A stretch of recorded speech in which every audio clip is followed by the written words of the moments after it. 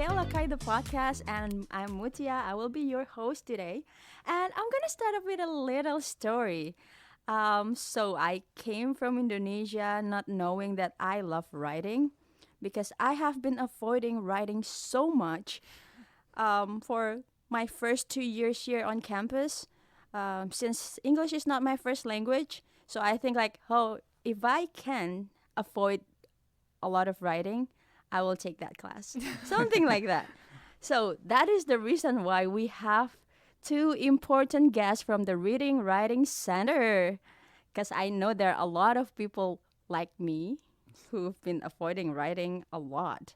Please welcome Miriam and Andrew. Aloha, everybody. It's good to be here. Yeah, thank you so much for having us today. Yeah. That's awesome. Well, a little bit about Miriam. Miriam is from Hong Kong, but her dad is from Africa, especially from Ghana, and she is majoring in psychology. For Andrew, he is from Utah, and he's majoring in biochemistry. I think this is really interesting because none of it is really related to writing or reading. It's not like a communication major or English major, but they're working there. Let us know more about what they are doing in the Reading Writing Center. Yeah, so the Reading Writing Center offers all sorts of services on campus, and we as students necessarily didn't restrict it to be, it's like only writing majors who can teach how to write, because all of the students are able to write in their own ways. Like a psychology major is able to write really good psychological papers, and that can be applied in all number of writing aspects. And so Reading Writing Lab doesn't really discriminate against like majors or anything. It's just if you're qualified and you're able to teach, then you have a place there. So yeah. Is there any specific class you need to take before you become a tutor? There's not specific classes you have to take before you become a tutor. I mean, besides like English 101, right? Like the regular English classes. However, we do have like a weekly CRLA class, and it's 45 minutes after our staff training.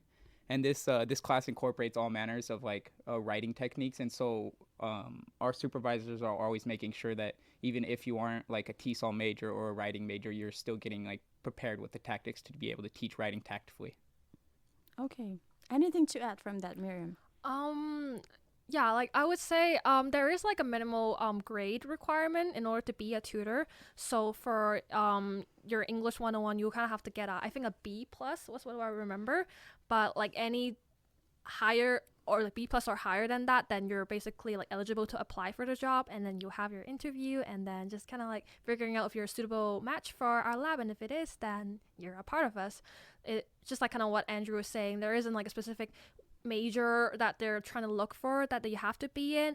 In fact, I think we found that like us as tutors of the lab, all of us like sharing different majors has been a really great thing, because we were able to put our minds together and figure things out. Like, oh, I am majoring in psychology, you're majoring in biochemistry, and then there's like, of course, English major, art major, and things like that.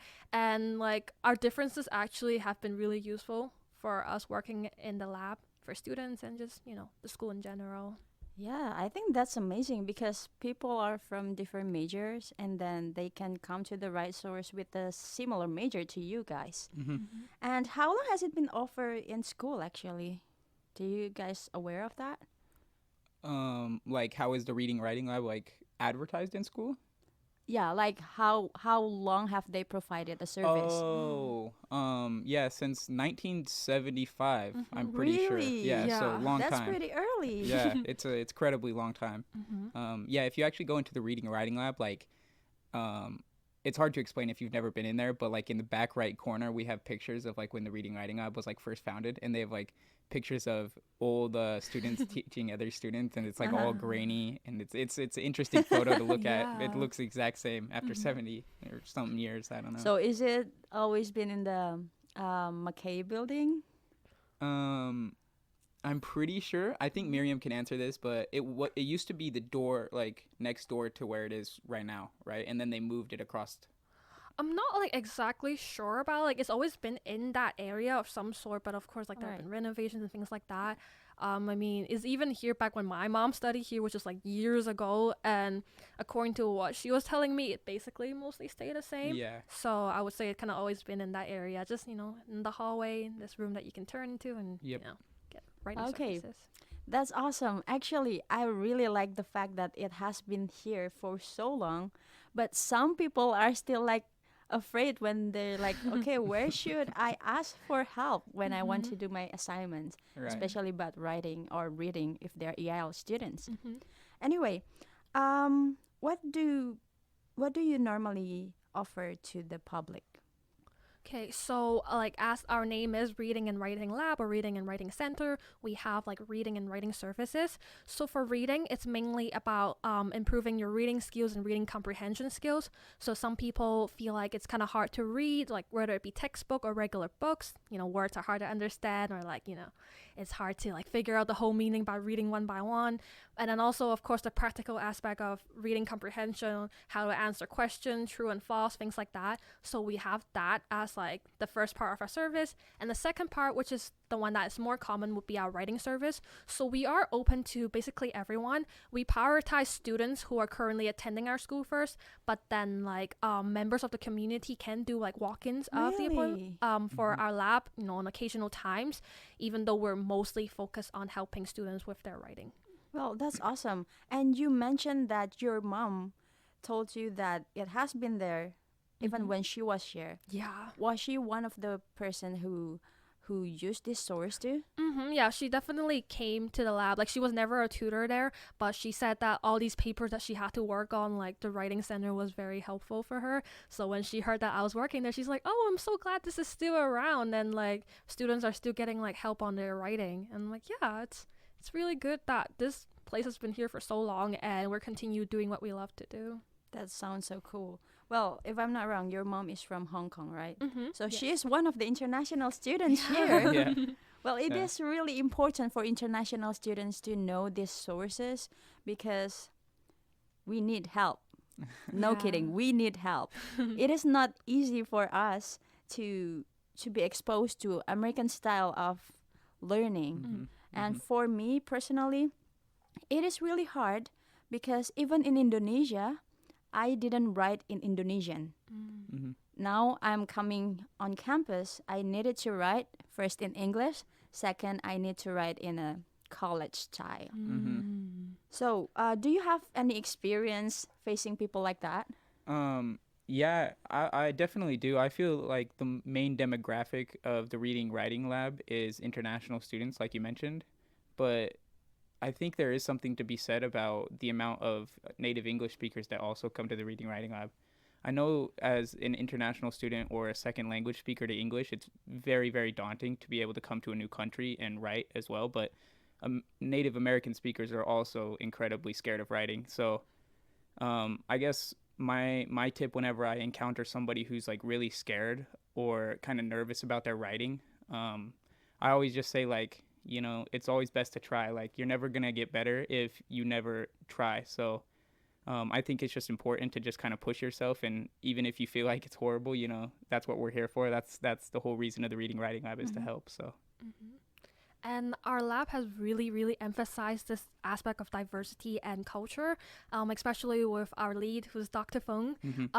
Every semester, we have trainings, workshops, and things like in the meeting where we emphasize on how culturally diverse the school is, how we can cater to specific cultures. So one thing that we've learned is that learning about different countries can be helpful in a tutorial session, because if you're giving an example on something and you're using a very American example, then some international students might not understand it. Yeah. So for example, like if you're trying to talk about how a writing should look like, with the introduction, body, and like end, of course you can go ahead and be like, oh, it's like a sandwich, it's like a chicken sandwich, it's like a burger. But maybe if you were talking to a tutee, like a student from a specific country where they have a dish that is similar to a burger, but like, on their own, you can use that as an example instead. Because one, they kind of laugh a little bit about it, like, oh, my country a little bit. And second, like, it helps them remember those techniques more because you're being more personal and trying to cater to where they're from. So, yeah.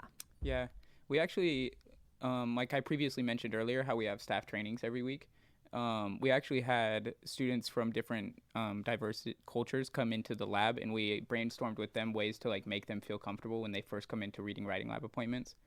So like for example, like Vietnamese students, we like mentioned like specific foods and like how to say hello in Vietnamese and stuff like that, and like specific like country things that aren't like common knowledge, but if you mention it, it's like a good icebreaker. So we definitely have made efforts to make every international student feel included in the lab.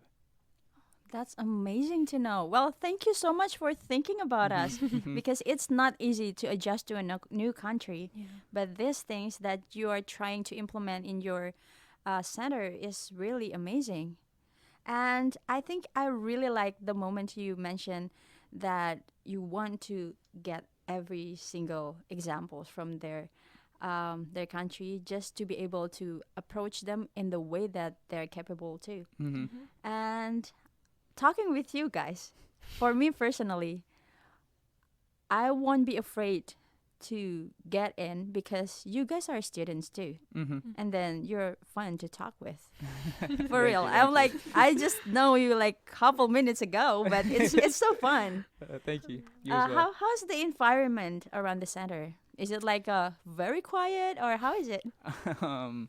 Well, our workplace environment, like our coworkers, kind of a rowdy group, so sometimes it gets a little bit loud in there just because the coworkers like to gossip and whatnot. Like, oh, I went on a date with this boy, but yeah, I think the reading writing lab, when you go in there like for the first time, it's definitely like comforting feeling. Like we have somebody sitting right at the entrance who says like, hey, welcome to the reading lab, how are you, blah blah blah. So yeah, I definitely think it's a cozy atmosphere. We have couches. We always have like lo-fi music going on in the background as well. So yeah, I think it's a great environment. Yeah. And like one thing that we pride ourselves of is that we have a really nice AC temperature. So like the library is a little bit Like cold nice for some or students. nice in the term of like too cold or just Oh, average? I think it's It's like just right. Just right. Yeah. Like you go into the library, it's freezing. Cold. Oh yeah, right? it's freezing. Yeah, not But the reading right. we are like, a bit warmer than that. So people will come and be like, okay, this is more comfortable. I should work on my assignments here. Which, by the way, is something you can definitely do. You don't just come in and be like, oh, I have to work on a writing immediately with a tutor. You can just come in and do your homework, use the printer and computer. Like we are also really chill about that. So would you suggest the student to come with their personal one or it's fine to use your computer too? Well, I think it just kind of goes down to preference. Like me specifically, I like to use my personal computer just because it has everything on it that's like related to me and I don't have to sign in. But I mean, the lab definitely does have accessibility options for students without computers. We have, I don't even know, like 20 or 30. Yeah, There's an just laying incredible around. amount. It's wrapped around the entire wall of Oh. new desktops that are perfectly working. So Usually we prioritize using your own device first because kind of like what Andrew said, like everything is in there. But like for me personally, I definitely know like there are times where my laptop is being frustrating. I bought my laptop my first year of middle school and I'm still using it. So Really? like, for some people they've used it for like more than 5 years and it's like the slowest thing ever. So like you bring it there and you'll be like, I'm so sorry, like my computer is so slow. And we're like, it's okay, we have computers lying around, just use those, we'll get your paper and things like that. So yeah, definitely very flexible when it comes to like how we can get the papers in and look at it together. We Yeah. just try to make that most catering as possible. Awesome. Well, it looks like you guys are having fun at work. What are the best thing that ever happened to you in the lab? I think the very best thing that's ever happened to me in the lab, besides like the flexibility, the work, like, because it frees up a lot of time for like homework and stuff. But like the number one experience I had was with a student last semester, and he was applying to go to grad school. And I had the opportunity to be able to help him with his application essay.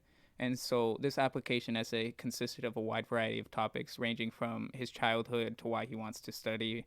And, it was pretty in depth, but I felt extremely honored to be able to help him with that. And then I got an email like a month ago that he ended up getting accepted. And so I don't know. I think that was a really cool experience to be able to be part of somebody's like journey into the future and be like, okay, they're a really successful person. At least I like to think I had a small part of that. So Yeah. That's definitely something I've been feeling too.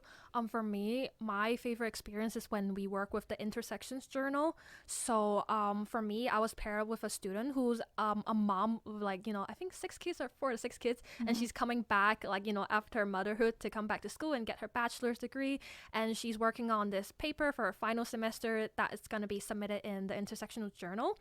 And it's been a very wonderful experience because on one hand, I learn a lot from it. So like, it's a paper that is about Hawaii, like the islands and things like that. So for me, as an international student who has not really been exposed to the culture that much yet, it was useful for me to learn from that. And also on a personal level, it felt really good to work with someone who's trying to achieve their dreams regardless of age or what's happening in their life. And yeah, like that sense of accomplishment of like being able to work on a paper with someone and have them like, leave the center being like, I'm so glad we worked on this today. Like I feel much more confident about it now. I think that is like really amazing and kind of like one of the reasons why I really love this job. It's just, yeah, there's a sense of fulfillment of being able to learn, being able to help, and you're kind of like this mutual relationship between you and the student. And yeah, like I can never get sick of it. Okay, well, thank you so much for sharing. And I got really interested on the things that Andrew was saying. He was helping someone to apply for the graduate school. Does it mean this center will help us with the professional writing too? Yeah. So I mean, obviously we have professional writing services on campus. I'm sure you're aware of that. So they're a little bit more trained in like creating a resume for you.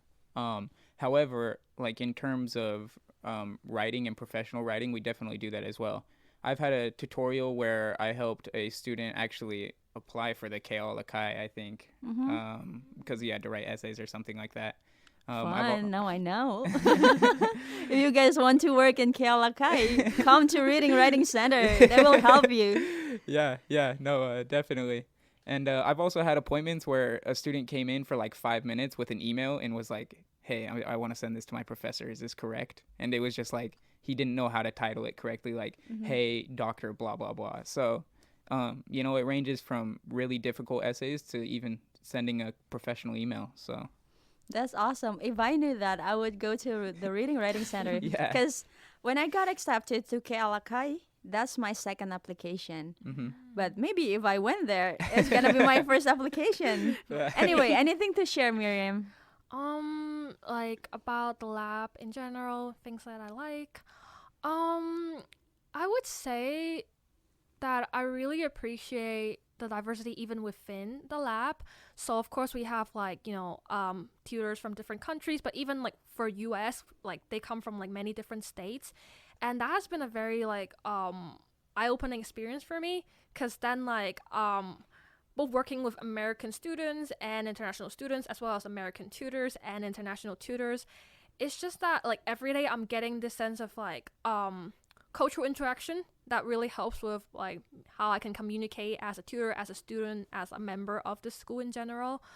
I think especially like in terms of like our daily conversation in the lab, like again, like we really chill, like gossiping and having fun and things like that. But when it comes down to actually working on projects and things like that, because that's the thing that we do every semester, we have to do projects, like this sense of unity and this sense of like creativity that comes from people being in different places and having different experience has been very useful. You can come up with like one project being like, oh, I want to make this bulletin board really cool, and then another person will step and be like, I know how to do that, I can work on the IT stuff, or like, oh, in my country we really like to do this thing, we can put that in. So it's just all these like ideas like popping in together at once and just form a really great thing all together that I really love about our lab. That's cool. Well, thank you so much. That of course. That is kind of very opening for me, because I have been here for 4 years. This is my last semester, guys. Oh wow. If I could rewind back, maybe that's one of the stores that I will go to like more frequent than what I did this whole time. I went there like 3 times the whole time I'm here, but it could have been more of that. So I think I would like to know, like, hey, we have a lot of people over here. What do you want to say to those who are feeling afraid or ashamed of their own writing or the way they read? the way they speak, to come to the center? Um, I think what I would say is like you're not alone. The school is pretty big. There's like 4,000 students here now or Mm. something. It's getting bigger. And a lot of students have struggled with English, and like I can almost guarantee you're not the first student I've seen who struggled with English. Like I've worked at the Reading Writing Lab for 3 semesters now, so I'm familiar. And so it definitely is like a daunting thing. Like I can speak a second language, and I always felt like an idiot every time I'd make a mistake in my second language. I'm like, oh, this sucks. I don't want to make a mistake. Why would I even try? But What's your second language? it's Japanese, and so Nice. completely different from English. So I made a lot Right. of mistakes, right? And so I think it's like if you're willing to come to a different country, especially like one that's completely different from where you're from, like Miriam, it's Hong Kong, like way different, completely different. Same with Indonesia. Mm-hmm. If you're willing to come to a country, like you're already brave. It's just taking that one other step outside your hallway door. Like you already took the step from Indonesia. What's another 100 yards? You know. Right. So I think just come. You know, we're here to help. We're not here to make your life harder. So yeah. Yeah, I mean, basically along the same lines of that, especially like the fact that we are students ourselves, we've been Yeah. through the classes that they've been through, we've like studied true. similar things, like we know how it's like the process of like being confused, being scared, being worried, but then taking the initiative to learn and to really seek help. I think like we were all been able to do that, and that's why we want to help others to be able to do that too. I know one thing that like intimidates some students, you know, that kind of stop them from coming here is that they are worried that we talk like really fast or like it's gonna be hard to catch up. I admit I have a problem with like talking fast, So yeah. but then so do like I. yeah, but then we've been having training of like okay, fix that Yeah. or like you know taking care Yeah. of that. I think as long as the students are willing to like give a chance and extend that patience to us, we will do the exact same thing for them as well. It is a mutual effort. It's never like we say like help, but like we're helping each other, and we always like to say that we're working on a paper together other than like how can I help you today, because we believe in the students' potential. Like I've seen writings of like different levels, and of course some writings use much more complicated and fancier words while some are more simplistic, but they're all very good to me. Like it is student putting an effort into it. It's really them trying to express themselves, trying to apply what they've learned to it, and that's what I really appreciate about their writing. And that's why we try to like tailor our experience for each student, so it's different each time depending on what they want, what they prioritize, and things like that. So we've really been putting an effort on being able to do that, so we want you to be able to extend that trust towards us, and we promise we will do our best to work on that as well. Yeah, and adding on that too, it's like I'm pretty sure there's only 4 American tutors right now out of 15. And so most of the students who are working at the Reading Writing Lab have taken the EIL classes, and they've gone through the EIL pathway because most of them aren't native English speakers. I mean, they probably are now at this point, but yeah, and so and They improve. yeah, right. They got to that point. But yeah, so it's like we know the EIL professors. We know Professor Maloney. We know Professor Escalante. Like we're very familiar with who they are as professors. And not only that, but the professors reach out to us as well to see how the students are doing. And so, like, that's another thing. It's like you shouldn't be afraid of coming to us, is because like I feel like we are a very valuable help due to our ability to like empathize with the classes you're taking and the assignments you're taking as well. Is there any classes that requires their students to come to you guys? Yeah. So it's English 101 and sometimes English. I forgot the senior level English class. 315. 315. And an EIL 320 as Yeah, well. but it depends on the professor. Like, so with EIL 320, oftentimes they'll have them come to the EIL speech lab rather than the reading writing lab, because then they can have like a conversation instead of just having a paper corrected. But like English 101, like they have, like Miriam was mentioning earlier, things called labs where they have to come on a weekly basis because they're writing so much, and so it is important to come. But yeah, I think the labs are the only ones that are like a recommendation, and it's based on the teacher. Like some English 101 teachers don't make you come to the reading writing lab, some do. So is there any possibilities for students to choose their tutor? Yeah. Right now it's the spring semester, so like Miriam can attest to this. We have like nothing to do. There's like no students, so pretty much every tutor is available. You walk into the reading and writing lab, and we have like a board behind the desk with like pictures of all the tutors as well as their major. We're all smiling Yeah. and stuff. Yeah. And so you can definitely choose like there's been times where like I've seen students choose like to go with a political science major just because like they're taking a political science class. And like we were mentioning earlier, that's another benefit of having students who are in different majors work at the reading writing lab. So And that also extends towards like, where they're from, or like, if you guys are personally acquainted. Yeah. If you became friends with a tutor or you're already friends with them, then obviously you'll want to like work with them. And even for some case of like, because I speak Chinese, yeah. So like, Sorry, is that yours? Do you consider that as your first language? yeah. Or So how is okay, it? so a little bit like maybe off topic, but like my first language is Cantonese, and then it's like Mandarin, which is where like mainland Chinese students speak, and then English, and then also I'm learning Japanese as well. And so I found that like students who speak Cantonese and Mandarin, if they know that I can speak it, they are more like likely to ask me to work with them. Yep. Because like of course by the end of the day we're speaking in English, working on the English paper, but it does help if like the tutor knows a bit of your language and you can like explain certain things more clearly. We're not very strict on like having to be in English the whole time. If we can use another language, we both use like Japanese in our like tutorials. That is totally fine. It's whatever it takes to be able to help and to be able to get the point across, to help them figure out how to do the paper, because we're all just doing our assignments and things like that like every week. Yeah.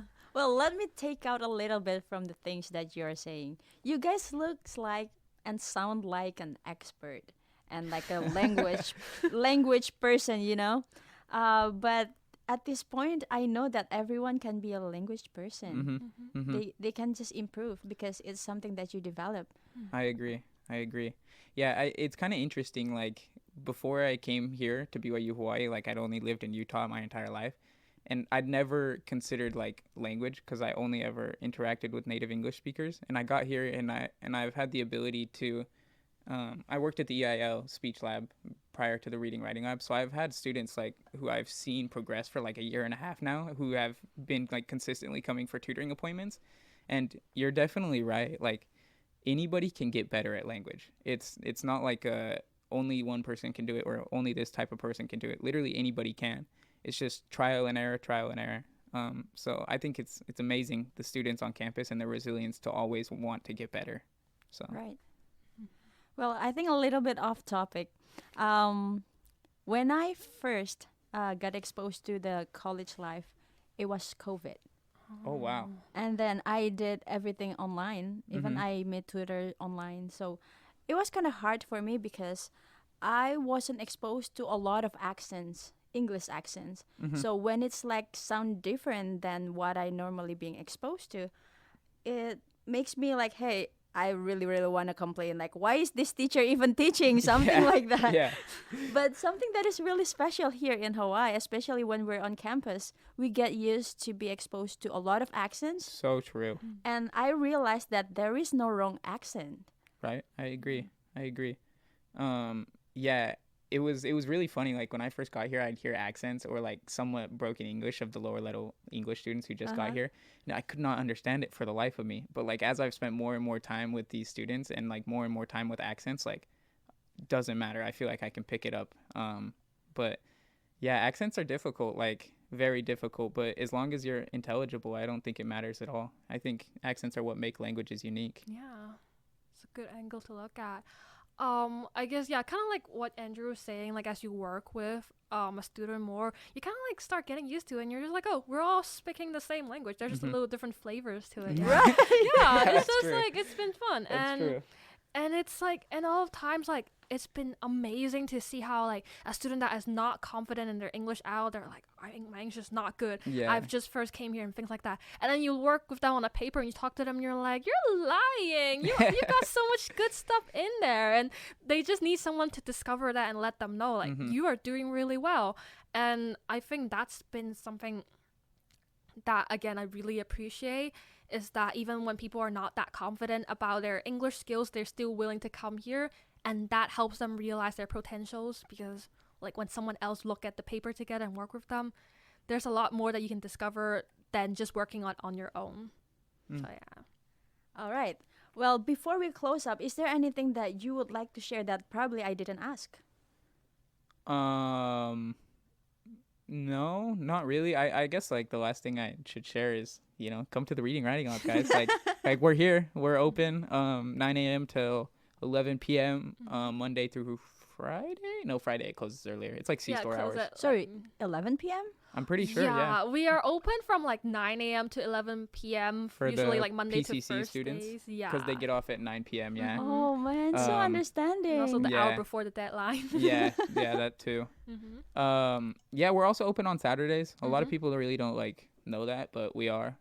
So yeah, come to the Reading Writing Lab. We're here to help. We also host like events on a semester basis. So last semester we hosted the open mic night, if you know what that is. Oh, yeah, I went there. Right? It was a Yeah. super was so fun fun. event. Super fun. I'm not sure what we have going this semester. It might be another open mic night. There might be. We haven't really figured out the plan Yeah, yet. but Ongoing thing are like workshops. yeah. Definitely. You can definitely promote your Instagram account. What is it? It's like BYU-HRWC, I think. Awesome. Go follow, guys. Yes, please follow. It is spring semester, so we have no students. Please come. We Yeah. want to help. Just try it once. You have this one paper and Right. you're like, maybe I should get someone else to look Right. at it. You won't regret it. Just come here and we love to work with you anytime.